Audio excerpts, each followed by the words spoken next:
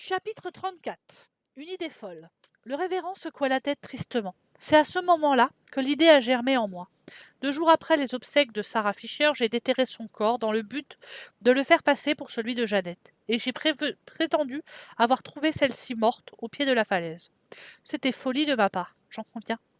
Sa mère était si bouleversée qu'elle m'a mandaté pour attester de l'identité de sa fille, et le subterfuge a fonctionné. J'ai remis Sarah Fisher en terre, dans la tombe destinée à Jeannette.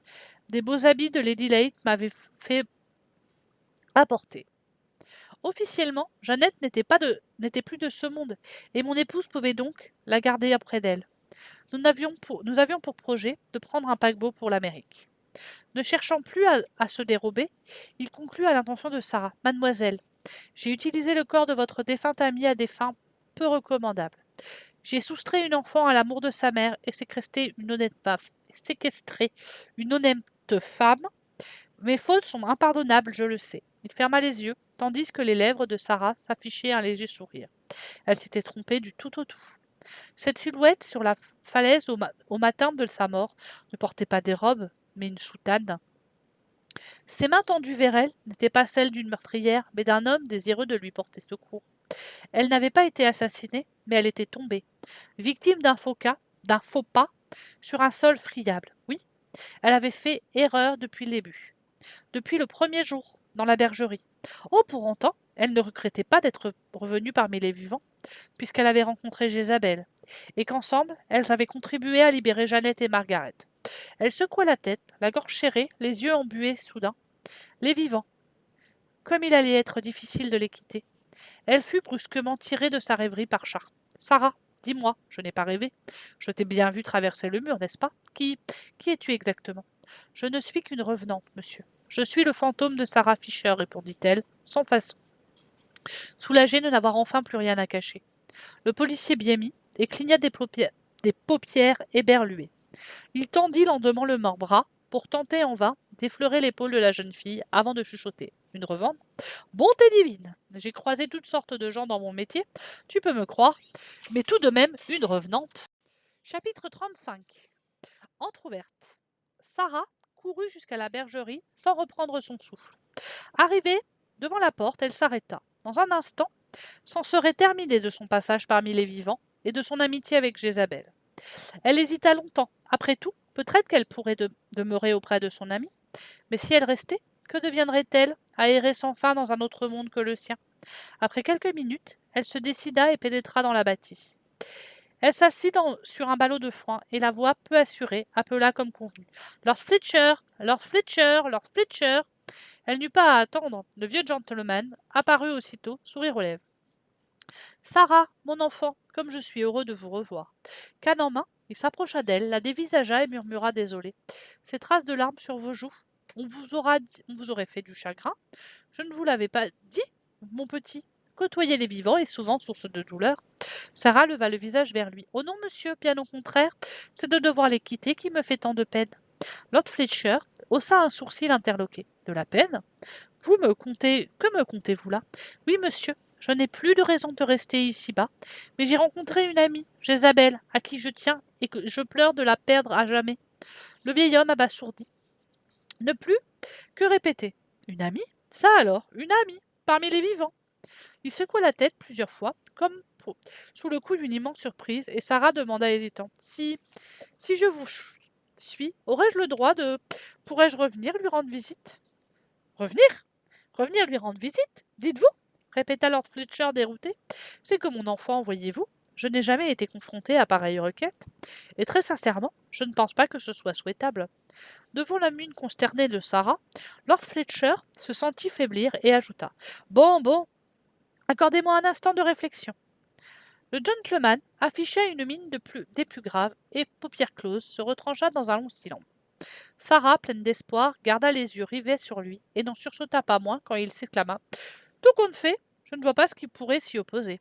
Les morts avec les morts, les vivants avec les vivants, toi, je trouve cet adage bien poussiéreux tout à coup. Non seulement je consens à ce que vous fassiez autant d'allées et venues que vous le désirez, mais je souhaite longue vie à votre belle amitié. Rien n'a plus d'importance que les liens du cœur, n'est-ce pas?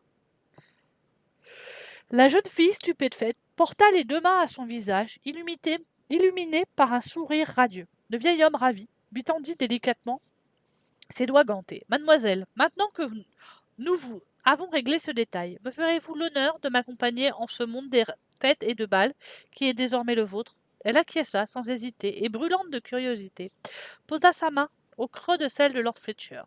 Moins d'une seconde plus tard, ils disparaissaient tous les deux pour gagner un univers qui n'appartenait qu'à eux, mais dont la porte, à compter de ce jour, resterait entr'ouverte. Chapitre 36. 10 ans plus tard. Assise dans un rocking-chair, Jézabel se balançait doucement en regardant les flammes virevolter dans le foyer de la cheminée. À l'étage, son mari dormit depuis un moment. Elle sentit le sommeil la gagner à son tour. Elle lutta pour garder les paupières ouvertes. Elle fit jouer entre ses doigts la marguerite qu'elle avait trouvée sur le seuil de sa maison au petit matin, signe qu'elle aurait de la visite peut-être après minuit. Elle commençait à trouver le temps long, lorsqu'un courant d'air frais la fit frissonner. Aussitôt, suivi de l'apparition d'une ravissante jeune femme, au beau milieu de la pièce, Jézabel, oubliant sa lassitude, se leva d'un bond radieux. Comme je suis contente de te voir. Et quel joli visage tu as choisi là. Pardonne-moi ce retard, s'excusa Sarah des turbulences spectrales, impossible de circuler. Puis, elle sourit à son amie, regrettant, comme à chacune de leurs rencontres, de pouvoir la serrer dans ses bras. Cela fait bien longtemps qu'on ne s'est pas vu. Presque un an déjà, s'exclama-t-elle. C'est ma faute. Ces derniers temps, je ne sais plus où donner de la tête. À quoi t'occupe-t-on donc? Sans qui? Jézabel, en mettant la bouilloire à chauffer. Sarah se laissa choir avec plaisir dans le rocking-chair. Lord Fletcher m'a proposé de l'assister, et j'ai accepté. Je l'aide à accueillir les nouveaux arrivants aux quatre coins de l'Angleterre, et même à l'étranger parfois. J'adore ça, mais je dois avouer que c'est assez prenant. Et puis je... Elle se tut brusquement, et sembla à Jézabel que les joues de son amie rosissaient légèrement. Et puis tu, insista-t-elle, j'ai rencontré un fantôme qui me plaît beaucoup, avoua Sarah en souriant. Un jeune homme très aimant, de bonne compagnie, avec lequel je m'entends à merveille. S'il accepte de jouer les revenants, peut-être qu'un jour je te le présenterai. Bon, assez parlé de moi. Comment vous portez-vous? Ton époux, et toi, et Margaret, et Sharp. Jézabel versa le thé dans deux jolies tasses en porcelaine, puis s'assit en face de son amie et commença. Ma mère et Sharp vont fort bien. Ils m'ont d'ailleurs chargé de te transmettre leur amitié. Quant à Jack et moi, nous sommes l'un pour l'autre très fatigués, mais c'est bien normal. Fatigué? Reprit Sarah inquiète. Jézabel hocha la tête et lui adressa un clin d'œil malicieux. Elle se leva et quitta la pièce pour revenir un instant. Après, avec, dans ses bras, un nouveau-né, blotti dans une profusion de dentelles. Sarah s'approcha doucement, très émue, et caressa le visage de l'enfant, qui, bien sûr, ne broncha pas. C'est une fille, déclara fièrement Jézabel. Sarah murmura. Elle est si belle. Comment s'appelle-t-elle? Je lui ai donné le prénom d'une personne que j'aime profondément. Une personne présente à chaque instant dans mes pensées, répondit Jézabel mystérieuse. Puis, elle se tut, plongea son regard dans celui de son amie et murmura dans un sourire. Elle porte le plus beau prénom qui soit. Elle s'appelle Sarah.